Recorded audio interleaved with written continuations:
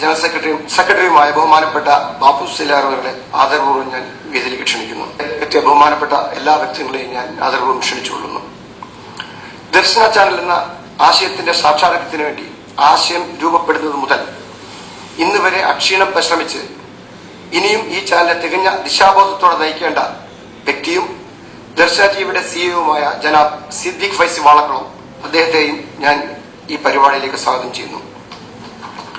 മതസാമൂഹിക രംഗങ്ങളിൽ ശ്രദ്ധേയനായ SYS സംസ്ഥാന ജനറൽ സെക്രട്ടറി ബഹുമാനപ്പെട്ട professor Alikutty Musliyar, Islamic centre general secretary മതപണ്ഡിതനുമായ അബ്ദുൽ ഹമീദ് ഫൈസി അമ്പലക്കടവിന്, ഇസ്ലാമിക് സെന്റർ ജനറൽ സെക്രട്ടറി മതപണ്ഡിതനുമായ അബ്ദുൽ ഹമീദ് ഫൈസി അമ്പലക്കടവിന്, SKSFന്റെ സംസ്ഥാന ജനറൽ സെക്രട്ടറി നാസർ ഫൈസി കൂടത്തായവരുടെയും ഈ വേദിയിലേക്ക് സ്വാഗതം ചെയ്യുന്നു.